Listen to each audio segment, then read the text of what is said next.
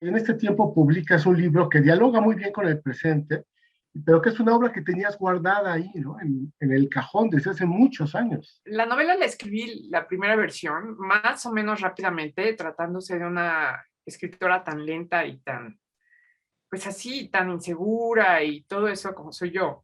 Y también con cierto temperamento como muy perfeccionista. La escribí más o menos rápido cuando los aliados de Estados Unidos decidieron bombardear Bagdad y Afganistán, por la sencilla razón de que, bueno, a mí me dio una tristeza enorme, porque ahorita ya sabemos que no hubo armas de destrucción masiva, nunca, nunca hubo un afgano en los aviones, etcétera.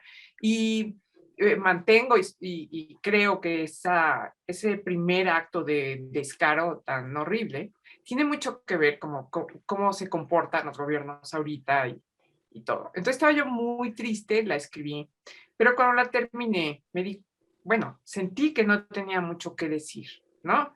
La gente estaba enfrascada en otras cosas en ese momento.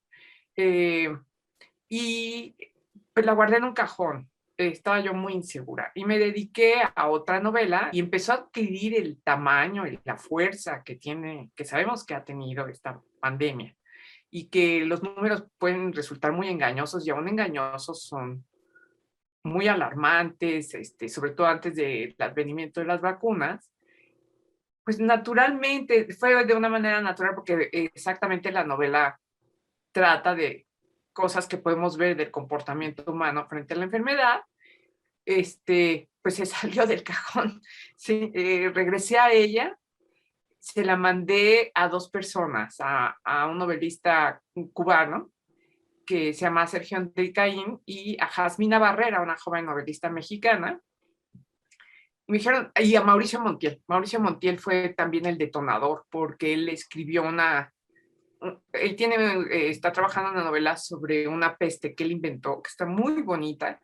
Me mandó un capítulo, yo le mandé a mi vez un capítulo de la mía, empezamos a hablar de epidemias, y me dijo, oye, pues si te gusta tanto el tema, ¿qué onda? Le digo, pues tengo una novela, y bueno, entre los tres hubo una especie de coincidencia de opiniones y la reescribí. La tuve que reescribir porque tenía algunas faltas en el sentido de que había pocas mujeres. Y bueno, uno va desarrollando su conciencia literaria a lo largo de los años, ¿no? Y Jasmina me lo señaló y entonces, bueno, ya incluí una mujer, aparte cuyo rol es muy importante y la incluí con mucha pasión porque la escribí mientras sucedían los ataques en contra de las enfermeras con cloro y que el personal sanitario tuvo que padecer ciertas violencias y yo sostengo que esas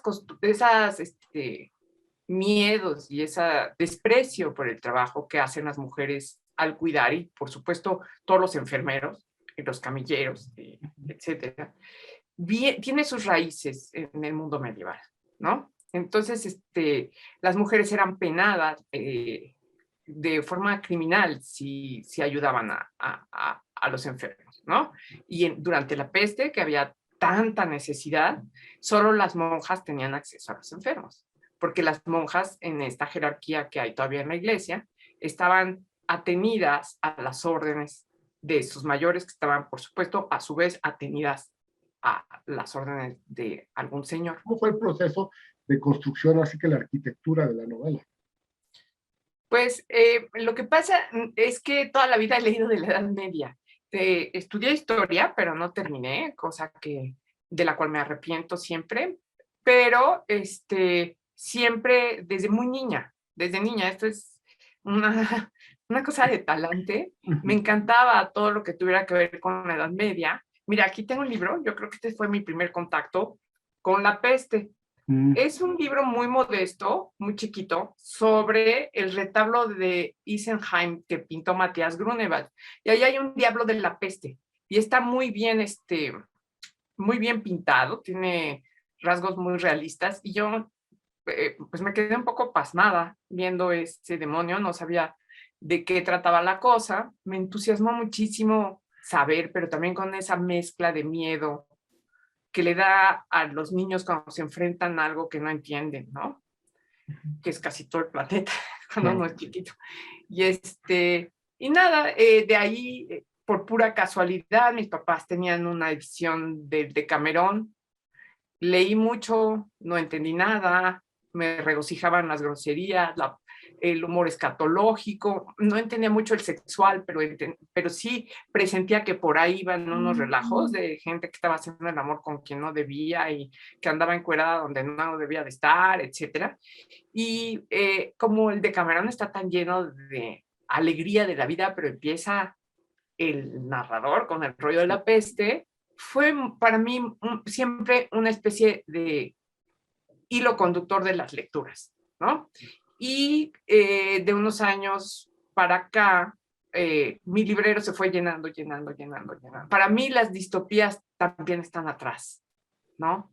Y la mirada hacia atrás nos podría volver mucho más sensatos. Porque la gente dice, ¿qué pasará? Pues a lo mejor si vemos para atrás lo que ha pasado, podemos entender qué puede pasar adelante. Es tan sencillo como eso. En tu novela hay varios momentos que dialogan muy bien, ¿no? Ya mencionaste un poco las reacciones ante el personaje sanitario, pero el miedo que se palpa, el terror que se transmite, es un terror muy parecido al que tenemos ahora, ¿no? Creo que ese es uno de los vasos que más conectan con el presente, ¿no? Pues yo creo que es el terror humano ante la enfermedad, ¿no? Sí. Yo encontré algunos ejemplos de solidaridad, bueno, muchos ejemplos de solidaridad, pero también muchos de un rechazo muy cruel a los enfermos. Y algunos ejemplos contemporáneos, por ejemplo, nosotros creemos que esta es la primera pandemia, pero estaría bien que recordáramos que el SIDA ha estado entre nosotros y que es planetario y que en África ha sido devastador, ¿no? Entonces, por ejemplo, pienso en el ébola. El ébola, cuando la gente, y esto es en años recientes, cuando la gente se reponía del ébola, la aísla a la comunidad, la rechaza, porque no comprende el mecanismo de la enfermedad. Entonces, yo siento que es muy humano. Tenemos que entender la arbitrariedad de la enfermedad. Esas cosas que no están en nuestras manos, pero sí hacer lo posible por evitar el contagio y por no solo evitar el contagio, sino ser solidarios, ¿no? Y que la gente que es responsable de las cuestiones sanitarias, pues sean más claras, que den ejemplos, el tapabocas, no se hagan bolas con los números, etcétera. Hay todo, que suban el sueldo a los trabajadores sanitarios, tanto del sector público como el privado, me refiero a las enfermeras, a los enfermeros, trabajadores de intendencia y todo. Y, por ejemplo, no dividir a los médicos entre los del sector público y los del sector privado a la hora de las vacunas, por ejemplo, ¿no? Hay toda una serie de medidas que se pudieron haber tomado, tanto en México como en el mundo, que hubieran atenuado el impacto de la pandemia, ¿no? Y no se tomaron por razones políticas y económicas, pues como siempre. ¿Confías en esta literatura de la que se va a venir y cine y música, y veremos teatro también pandémico? ¿Confías en esa o qué le debemos exigir al arte que surja este periodo? Es que yo soy muy mangancha con las cuestiones artísticas, ¿no? Yo creo que muchos creadores de todas las artes se van a preocupar muchísimo. Y bueno, pues las cosas más poderosas que se han hecho sobre epidemias, pues ahí están. Me acuerdo que Diamanda Galás hizo una misa de la peste que era acerca del SIDA, que era una cosa verdaderamente intolerable, pero muy fuerte. Y se hicieron muchas cosas acerca de bueno, se han hecho, no muchas, fíjate, miento, pero algunas obras de teatro en Estados Unidos, por ejemplo, Angels in America, que es esa serie sobre el SIDA. Sí.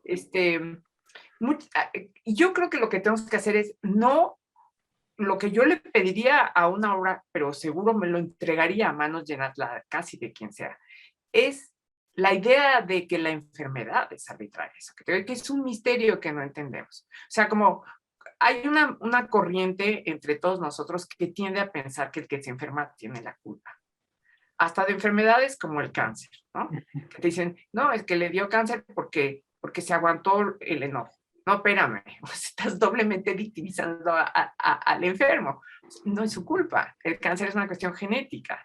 Hay que ir deslindando las responsabilidades, ¿no? Y eso es lo que yo le pediría a una obra de arte, la piedad con la que otras épocas se han acercado a los enfermos, pero también guardarnos pues, de la crueldad, porque pues, la crueldad con el enfermo ha existido también siempre, aunque hay ejemplos históricos que son conmovedores, porque en la Atenas de Pericles hubo peste, y Tucídides nos dice que la gente que se murió, entre la gente que se murió también había gente a la que le dio pena no ir a visitar a sus amigos, que sabían que estaban enfermos, porque no querían que los demás pensaran, por cobarde, no fue solidario con su amigo que estaba enfermo. Y los musulmanes, como decía en la novela, creían que si te morías de peste te ibas directo al paraíso. Entonces su actitud fue muy distinta. En cambio, pues la verdad es que los cristianos dejaron tirado todo y salieron corriendo como el correcaminos, ¿no? Entonces, me parece que de acuerdo a las circunstancias, ser solidarios con los médicos, etcétera, eso es lo que a mí me importa, pues. Por eso la novela está dedicada a los médicos y a las enfermeras, y del médico al trabajador de intendencia del hospital. También la novela tiene otra cosa y los conceptos que ahorita maneja, religiosidad, piedad, compasión, pues con una aura moral y con una aura religiosa, que también está muy presente en la novela. Y quizá ahí sí hay un cambio con la época actual, ¿no? ¿O no lo sientes tú en términos de religiosidad? Moral? Enorme, enorme. Esta es una época hija en buena hora, de una época mucho más racional, que es el siglo XX, ¿no? En la que por primera vez uno pudo decir en paz soy ateo sin que saliera un monjecito dominico detrás de uno a meterlo en una hoguera, ¿no?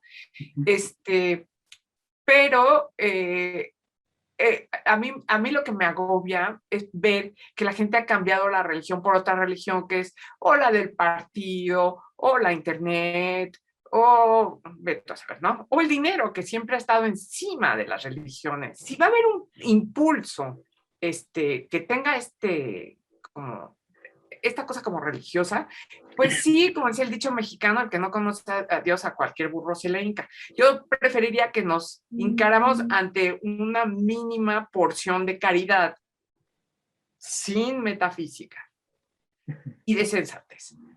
Pero sí, claro, en la Edad Media es inconcebible pensar en un ateo, inconcebible. A través del personaje de Pedro de Hispania se filtra algo de eso, ¿no? Esa idea de compasión, ahora se le llama resiliencia o se le llama tolerancia, se le llama de otras palabras, pero por ahí va la esperanza, ¿no? Que también planteas, ¿no? Que es el final de la novela.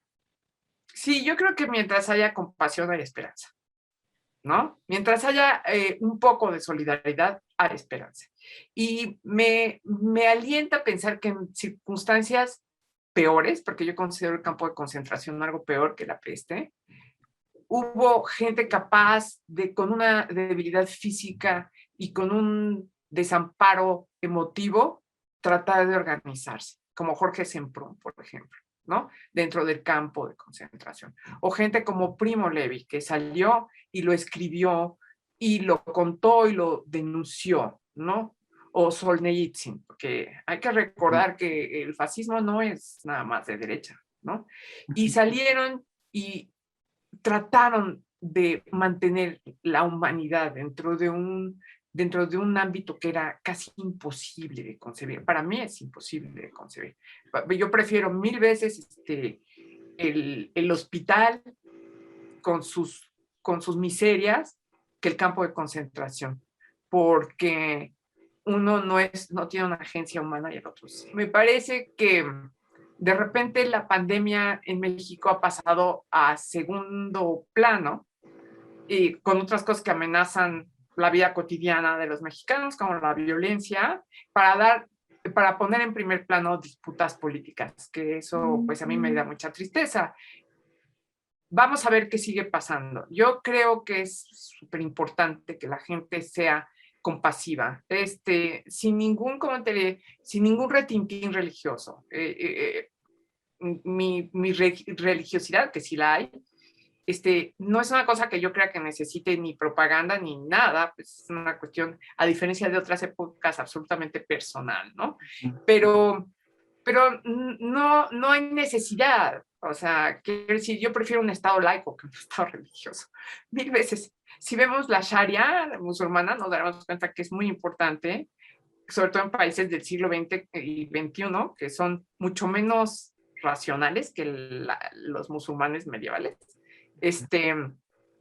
Podemos ver que la intrusión de la religión en la política es un desastre. Entonces, yo he visto demostraciones de solidaridad y hay que recordar que los médicos se echaron encima unas cargas de trabajo brutales aquí en México, brutales.